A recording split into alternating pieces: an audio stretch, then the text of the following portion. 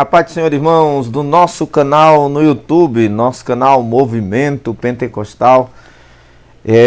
Quero te dar um bem-vindo, você que está chegando agora, e já te convidar para que você deixe o like, também se inscreva no nosso canal, compartilhe os nossos vídeos. Nós estamos aqui já faz alguns anos trazendo dicas sobre a palavra de Deus.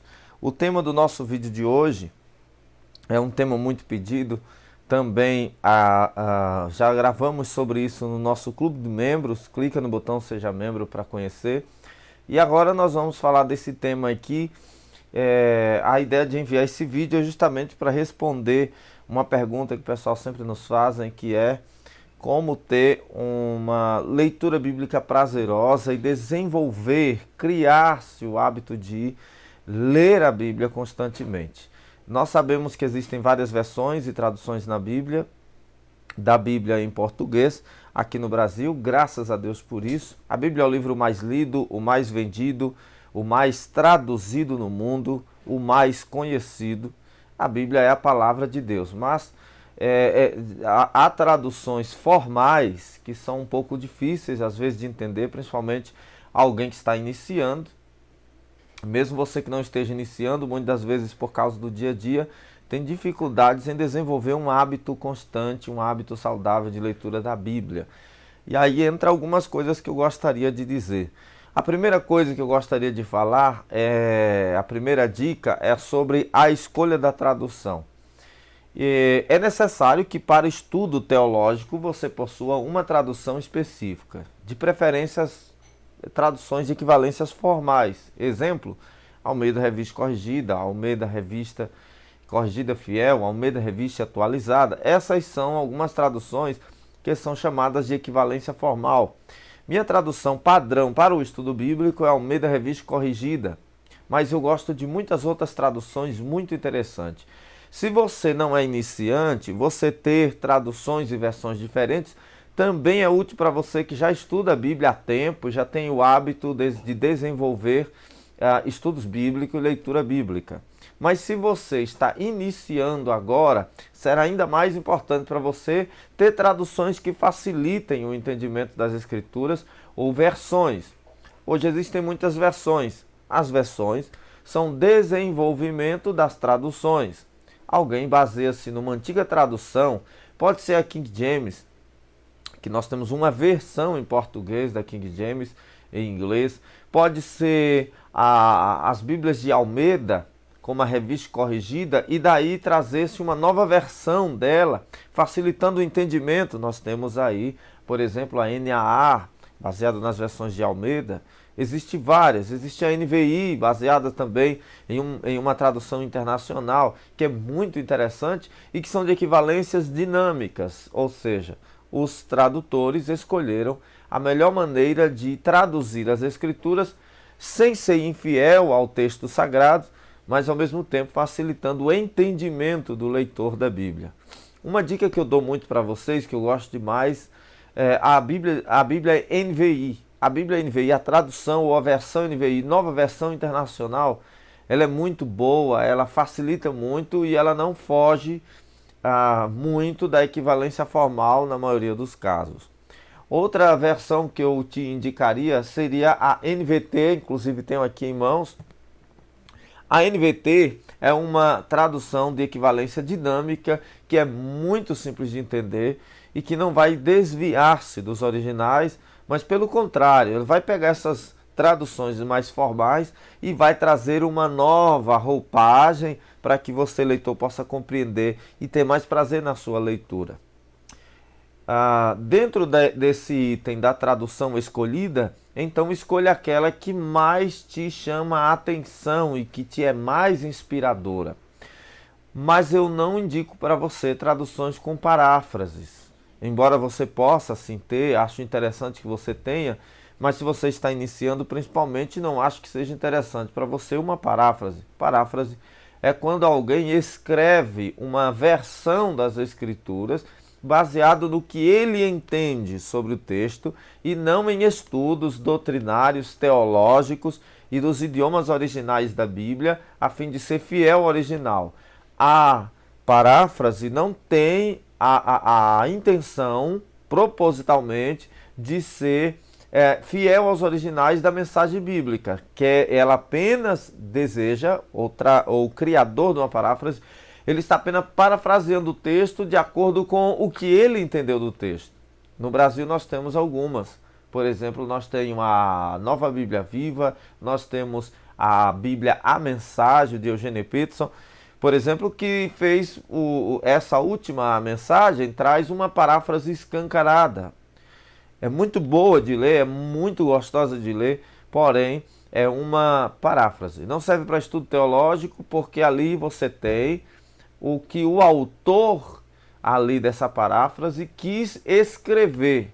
Ele lia, inclusive, para a sua pequena filha, adolescente, e ele queria que ela compreendesse com facilidade. Então ele cria aquela paráfrase e que ficou realmente muito bela. No entanto, ela não é absolutamente confiável para o entendimento da mensagem do Evangelho em si, porque inclina para o pensamento do autor da paráfrase. Então, o primeiro método que eu vou te ensinando aqui é justamente a questão da tradução ou versão. Escolha uma tradução ou versão que mais te agrade pela facilidade dessa tradução. Se você é um estudante da Bíblia Antiga, pode-se ser a equivalência formal, mas sempre ter uma Bíblia de equivalência dinâmica, ou seja, uma Bíblia com a nova roupagem na sua tradução, uma versão que seja fácil de compreender. NVI, NVT, outras, a NTLH, que você pode estar assim utilizando. A minha segunda dica sobre como você ler as Escrituras é: leia a Bíblia sem usar nenhum outro tipo de comentário sobre ela ou de livros sobre ela. É claro que você percebe aqui atrás de mim que existem vários comentários, por exemplo aqui. Eu tenho gigantes comentários bíblicos. Eles são ótimos, eles são espetaculares, eles são maravilhosos. Vocês que me acompanham aqui sabem que nós temos vários vídeos ensinando sobre eles, explicando e mostrando eles e indicando eles. Recentemente indicamos este aqui. No entanto, quando você vai ler a Bíblia, eu não estou falando de você sentar-se no escritório para fazer um estudo teológico ou preparar um sermão apenas. Mas eu estou falando de quando você vai ler a palavra, você e o seu relacionamento com ela, você que quer criar o hábito de ler as Escrituras, leia as Escrituras isenta de uma Bíblia, por exemplo, que possua rodapé, que possua comentários, ou isento de livros de comentário bíblico. Por quê? Quando você vai aos comentários, você lê o texto sagrado e vai aos comentários, e você só deve ir aos comentários quando você já teve as suas primeiras impressões e meditações sobre o texto. Primeiro, leia sozinho o texto, procure entender o texto, procure conhecer o que o texto está dizendo, faça anotações sobre o texto. Nós temos vídeos aqui ensinando a fazer isso na prática. Faça anotações sobre o texto, procure conhecer o texto profundamente, seu contexto e toda a sua visão panorâmica, sem utilização de comentário bíblico. O comentário bíblico você recorrerá somente por último caso. Para isso é importante que você leia a Bíblia isento de um comentário de rodapé. Para você que é leigo no assunto, o comentário de rodapé é este que você tem aqui embaixo. Muitas Bíblias de estudo possuem um comentário abaixo do texto sagrado, onde o texto sagrado está em cima e os comentários estão embaixo. Evite isso. Só para ler a Bíblia, evite isso. O comentário bíblico ele é muito útil para te auxiliar, mas como um acréscimo de informação. Você mesmo precisa ter as impressões sobre o texto e Deus quer te dar inspiração de compreensão no texto. O Espírito Santo, o autor da Bíblia, ele é o iluminador do leitor das Escrituras. Então é necessário que com tua vida espiritual em dias, digamos assim, ou seja, em comunhão com Deus, você possa ler a Bíblia somente com a Bíblia e meditar na Bíblia somente a Bíblia. Depois sim, você vai tirar alguma dúvida que tenha ficado nos livros ou pesquisar num comentário bíblico alguma coisa que você gostaria de ver, para você ver as ideias que outros trazem sobre o texto que você está lendo. Então, minha segunda dica é esta: leia a Bíblia, somente a Bíblia. Uma terceira dica para quem gosta de ler a Bíblia é sobre a necessidade de ler a Bíblia completamente. Não é obrigatório você lê-la completamente. E você não deve ler a Bíblia completamente apenas para se ter a vaidade de dizer que lê a Bíblia completamente. Não adianta ler a Bíblia inteira se não ler com o propósito de conhecê-la e praticá-la, de meditá-la. É necessário desfrutar da Bíblia. Não adiantaria você pegar a Bíblia, ler inteira 50 vezes e você ler como um narrador de futebol, sem pausa, apenas com o intuito de cumprir um determinado objetivo que seria ler inteira. Não faz nenhum sentido. A Bíblia não é para isso. Mas se você quiser ler a Bíblia de maneira compreensiva, você tem duas opções. Ou lê-la do jeito que ela está, como ela é editada para nós, ou seja, em ordem canônica, do jeito que está. Alguns livros mais antigos vindo depois dos mais novos, por exemplo, Mateus é mais novo que Marcos, mas Mateus e não Marcos é o primeiro livro do Novo Testamento. Gênesis é um livro mais jovem do que Jó, mas Gênesis e não Jó é o primeiro livro do Antigo Testamento. Esses tipos de trabalhos de entendimento da canonização é porque a Bíblia não está em ordem cronológica de eventos. Imagine você, se você quiser ter uma leitura um pouco mais, com uma visão um pouco mais panorâmica das coisas, e se não é a primeira vez que você vai ler a Bíblia inteira, te indico a você ler a Bíblia primeiro em ordem canônica e depois finalmente em ordem cronológica. Eu sempre li a Bíblia inteira em ordem canônica. Hoje procuro lê-la sempre em ordem cronológica. Ficou mais prazeroso, mas detalhe, não é a primeira vez que leio a Bíblia inteira. Dentro dessa questão de cronologia é porque te dá uma ideia de uma linha mais, digamos, lógica ao nosso entendimento sobre a história da humanidade, como sua perfeição, queda, a criação, a redenção, e vai aí de começos até finais dos tempos. Isto é magnífico. Amo ler. Aqui no nosso canal nós temos algumas dicas de boas bíblias de estudo em ordem cronológica para facilitar a sua leitura. E hoje já existem em várias versões e mais estarão surgindo por aí, com certeza, querendo Deus. Outra dica que eu quero dar para você que quer ler a Bíblia Sagrada. É uma dica muito interessante para que você possa compreendê-la.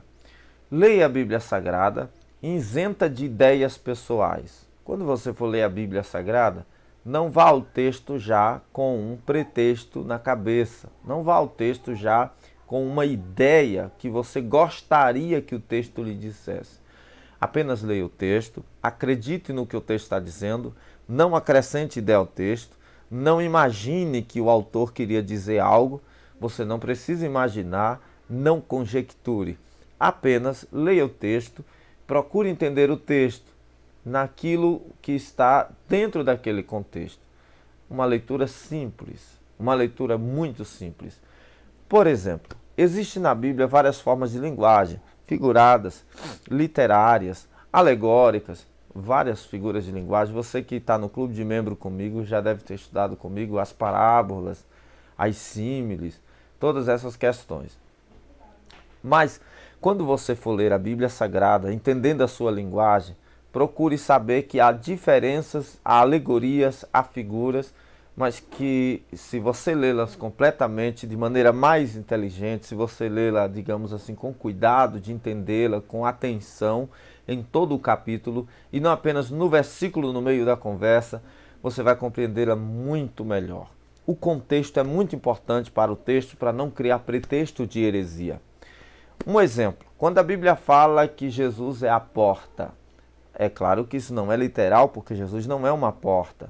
Mas quando a Bíblia fala que alguém passou pela porta das ovelhas, que ficava próxima a Betesda, evidentemente que o texto sagrado está falando de literalmente uma porta. Seria errado dizer que Jesus é uma porta, assim como seria errado dizer que a porta das ovelhas é uma porta espiritual.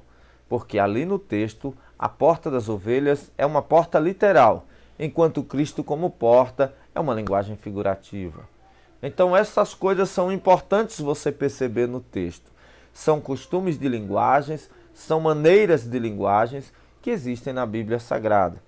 Por isso eu volto a dizer, uma Bíblia em uma linguagem um pouco mais atual poderá te facilitar muito na compreensão desse tipo de texto. Esta informação que te dou agora é especialmente para você que está iniciando agora como cristão no Evangelho e está procurando conhecer a sua Bíblia. Outra dica que vou dar a você aqui, existem muitas coisas que eu poderia te dar dicas, mas outra dica que vou dar aqui a você aqui é: leia a sua Bíblia sempre com oração. Isso não é menos importante, poderia ser a primeira delas. Você precisa orar antes de ler a Bíblia. Eu nunca paro para estudar ou apenas para meditar na Bíblia sem fazer uma breve oração. Faça uma breve oração, para que durante aquela oração você possa tirar da sua mente todo o resto do seu dia a dia. O que você fez, com o que você está preocupado, as coisas que você terá que fazer no dia seguinte. Aquele é o momento que você precisa estar só você, o Espírito Santo e a sua palavra. Não há necessidade ou não é bom que você tenha a mente distraída. Portanto, comece sempre com uma oração. E eu sempre dou preferência a encerrar também com uma oração de agradecimento. Até porque muitos hoje ainda não têm alcance a Bíblia, outros não compreendem mesmo tendo alcance, e outros já morreram para que tivéssemos alcance. Portanto, vale a pena agradecer a Deus pela Bíblia. Outra dica que eu quero dar aqui a vocês, uma dica muito importante, já para encerramento de conversa, é sobre o que, meu Deus? Esqueci.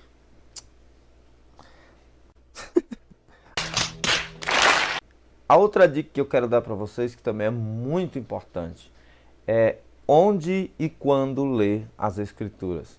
Por exemplo, tem pessoas que é muito comum dizer: eu não consigo ler as Escrituras porque me dá sono.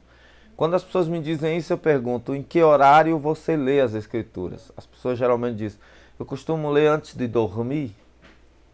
Eu costumo ler assim que acordo muito cedo. As leituras muito cedo ou antes de dormir tem a tendência de você realmente dormir. Antes de dormir, o teu corpo já está se programando para isso. Você já tomou um banho, provavelmente você já jantou, já se alimentou, teu corpo está repousando. Você teve um dia talvez cansado, um dia cheio. Então esse não é um bom horário para ler a Bíblia, porque é uma questão de um problema a questão de dormir, de descanso. O corpo quer descansar, então seu cérebro está programado para descansar. Quando você for ler a Bíblia, o teu corpo vai repousar. Você vai acabar usando a Bíblia para estimular o sono e não para a edificação espiritual. Não é bom ler antes de dormir. E não se deve ler a Bíblia com a ideia de proteção. Eu vou ler agora antes de dormir para que Deus me proteja, eu tenho uma boa noite protegida. Isto não é o objetivo da existência da Bíblia. A Bíblia não é um amuleto de proteção. Uma coisa que é interessante é onde. Então, quando? Nunca lê em horários que você acabou de acordar ou que extremamente cansado no fim do dia você já vai dormir. Não é o momento para ler. É necessário que você escolha um momento em que tu esteja descansado, em que tu possas ler, onde você não está cansado, você não está indo dormir, ou você não tem acabado de acordar, porque você ainda está meio sonolento, né? Uma questão boa, um momento bom de ler, para mim, é em momentos de silêncio. Geralmente à noite, por causa do silêncio, desde que eu não esteja com sono. Do contrário, eu nem vou pegar nela, porque não vai dar certo. E eu vejo que não é apenas uma questão de obrigação. Ler a Bíblia é uma questão de necessidade, de devoção. Quem não tem hábito de ler a Bíblia e de orar, quem não tem hábito de orar não tem hábito de ler a Bíblia. Porque esfria a vida espiritual, ele não sente interesse, não há inspiração. E quem não tem o hábito de ler a Bíblia também também tem esfriamento espiritual. Então, quem não tem o hábito de ler a Bíblia e de orar, geralmente é um crente que ele não tem inspiração para nada em relação a Deus, sua vida espiritual acaba esfriando se ele não se edifica. Ele não sente edificação, ele é apenas um religioso superficial. Quando, né? Então, e agora onde? Onde ler? Procure sempre um ambiente calmo, longe de TV ligada, som ligado, um ambiente bem iluminado, mas não tão iluminado. Eu sempre digo aqui a vocês que hoje existem Bíblias de várias formas, eu não vou conseguir alcançar ali. Eu tenho uma luz, por exemplo, eu utilizo uma iluminação amarelada. Segundo os oftalmologistas, isso facilita muito na visão na hora da leitura, é menos cansativa, não causa mal à visão, ao contrário de uma luz branca como esta que você está me vendo aí. Muitas Bíblias hoje elas já têm um tom amarelado das páginas, assim como alguns livros. Por quê? Porque isto facilita, deixa eu tentar pegar um livro aqui, isto facilita muito a visão de quem lê. Então, os livros às vezes são produzidos um pouco assim amarelados, isso facilita muito a visão de quem vai ler. Isto é importante a gente salientar. Então, quando é muito importante e onde é muito importante. Tenha um lugar onde você possa ler, um lugar com tranquilidade, onde você possa ter um momento com a palavra de Deus. Isto vai te beneficiar muito.